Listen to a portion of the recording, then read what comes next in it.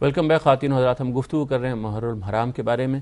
Doctor محمد حسین اکبر صاحب، یہ جو اسلام کے اولین دور میں تو سفر کی کچھ مشکلات ہوتی تھیں، تو اس کے لیے رکھ دیا 1 مہینہ رجب کا عمرے کے لیے اور باقی 3 مہینے شعبان کو چھوڑ کے حج کے لیے. لیکن اب یہ نیا زمانہ آ گیا ہے، اس میں نقل و حمل کے ذرائع بڑے آسان ہو گئے ہیں، تو اب بھی ان کے باقی رکھنے کی کیا حکمت ہے، اور کیا کس بنیاد پر اس کو کہا جائے کہ یہ ازل سے ابد تک کے لیے طے پا گیا؟ یقیناً ڈاکٹر صاحب بات یہ ہے کہ خالق کائنات کا قانون جو ہے وہ ہمیشہ کمزور ترین، غریب ترین، مظلوم ترین فرد کو سامنے رکھ کے بنایا جاتا ہے. ٹھیک ہے، آج یہ وسائل موجود ہیں کہ آپ 1 ہفتے میں جا کے عمرہ کر کے آ سکتے ہیں، بلکہ 1 دن میں بھی آج عمرہ ہو سکتا ہے. لیکن کچھ ایسے لوگ بھی دنیا میں موجود ہیں کہ جن کے لیے یہ وسائل مہیا کرنا آج بھی ناممکن ہے.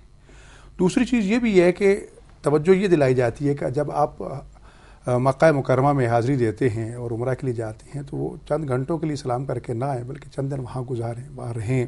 خاص طور پر مدینہ منورہ کے حوالے سے ہے کہ وہاں اگر آپ مجاورت اختیار کرنا چاہیں تو سنت ہے، تاکہ ان مقامات مقدسہ پر رہ کر جوار مقدس رسول خدا صلی اللہ علیہ وسلم، ائمہ اہل بیت علیہ السلام کے یقیناً آپ انسان کی ایک روحانی کیفیت جو ہے وہ تبدیل ہوتی ہے. جہاں تک تعلق ہے عمرے کا، آپ سال میں کسی وقت بھی کر سکتے ہیں، لیکن رجب کا عمرہ جو ہے بڑا معتبر، اس کی زیادہ عظمت اور اس کی زیادہ اہمیت ہے، اس لیے رجب کو اہمیت دی جاتی ہے. لیکن جو باقی مہینے ہیں یا حج کا مہینہ ہے، اس میں یہ مہینے انسان کو ایک آسانی کے لیے دیے گئے ہیں کہ ان 4 مہینوں میں آپ شوال، ذوالحجہ، ذی الحجہ، آپ 3 مہینے آپ کے پاس موجود ہیں.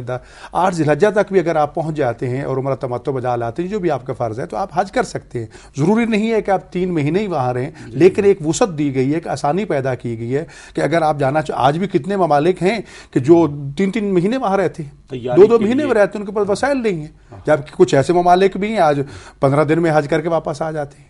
تو لہٰذا یہ کیفیت ہے. بلکہ میں ایک بات عرض کرتا ہوں، حج کے حوالے سے عموماً لوگ یہ سمجھتے ہیں کہ ہم جتنی سہولتیں مہیا کر رہے ہیں حج آسان ہو جائے گا. لیکن میں عرض کیا کرتا ہوں کہ رسول خدا صلی اللہ علیہ وسلم کی دعا ہے کہ جب آپ نے حج کے لیے نیت کی تو فرمایا میرے لیے مناسک حج عمرہ کو آسان فرما. سرکار کی دعا آج بھی پڑھی جاتی ہے اور قیامت تک یہ پڑھی جاتی رہے گی، اور حج میں مشکلات آتی رہیں گی. اور میں اکثر اپنے حجاج کرام سے یہ عرض کیا کرتا ہوں کہ یہ سوچ کے جائیے، آپ نے زندگی بھر کے گناہ بخشوانے ہیں، کوئی نہ کوئی موڑ ایسا آئے گا کہ جس طرح کپڑے کو پاک کرنے کے بعد نچوڑا جاتا ہے، اللہ تعالیٰ نے آپ کو نچوڑنا ہے. کس موڑ پہ نچوڑے تاکہ آپ کے گناہ پاک ہو جائیں، اور اگر آپ پہ تکلیف نہ ہے تو سوچیے کہ کہیں ہم سے غلطی تو نہیں ہوئی.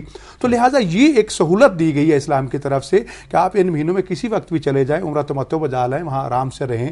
جب حج کا موسم آئے تو حج اس کو ٹھیک ہے انجام دے. ایک سوال وہ جس کی طرف اشارہ کیا ڈاکٹر صاحب نے، وہ یہ تھا کہ ان میں لڑائی جہاد سب بند کر دیا گیا. قرآن سے یہ معلوم ہوتا ہے کہ رسول اللہ صلی اللہ علیہ وسلم کو بھی یہ کہا گیا کہ حرام مہینوں کا لحاظ رکھنا ہے. آپ نے قریش کے ساتھ جو چپکلش چل رہی تھی اس میں کچھ اقدامات کرنے تھے، تو یہ ان کو بھی کہا گیا کہ اس کا آپ نے لحاظ کرنا ہے. تو اس کا مطلب یہ ہے کہ پیغمبر تو کوئی ناجائز لڑائی کے لیے نہیں نکلنے والے تھے. ظاہر ہے کہ وہاں پر کوئی جائز قتال کا حکم تھا جس کو ان مہینوں کے لحاظ سے پورا کرنا تھا. بات وہی ہے کہ جیسا کہ ڈاکٹر صاحب نے فرمایا کہ اسلام تو قتل و قتال اور فتنہ فساد کو قطعاً قبول نہیں کرتا. زمانہ جاہلیت میں ان مہینوں کو محترم سمجھا جاتا تھا، تو اسلام نے ان کی اچھی بات کو باقی رکھا. جس سے صفا مروہ کے درمیان صحیح کی جاتی تھی لیکن کسی اور حوالے سے کی جاتی تھی. اسلام کے بعد لوگ ذرا جھجک محسوس کرنے لگے تو خدا نے کہا لا جناح، کوئی حرج نہیں ہے. یعنی گویا کہ وہ نسبت اسلام کے حوالے سے. تو یہ جو نسبت رسول خدا صلی اللہ علیہ وسلم کو، رسول خدا تو امن پیغمبر امن تھے، امن کے لیے آئے تھے، لہٰذا ایک کام پہلے سے چلا آ رہا تو اس کو تقویت پہنچائی. لیکن جہاں صورتحال یہ آ جائے کہ اگر دشمن تجھ پہ تجاوز کرے تو پھر تمہیں اتنی ہی اجازت دی گئی کہ جتنا وہ تجاوز کرے آپ اپنا دفاع کر سکتے ہیں. حرمت کے مہینوں میں بھی یہی صورتحال ہے اور عام مہینوں میں بھی یہی صورتحال ہے. اور جس طرح خطبہ کی طرف اشارہ فرمایا سرکار کے خطبہ کی طرف کہ تمہارے خون، تمہاری جان، مال، عزت محترم ہے. حتیٰ کہ خانہ کعبہ کو مخاطب کر کے فرمایا کعبہ تو بے شک محترم ہے، بڑی عزت والا ہے، بڑا احترام والا ہے، لیکن مومن کی عزت تو اس سے بھی بڑھ کر ہے.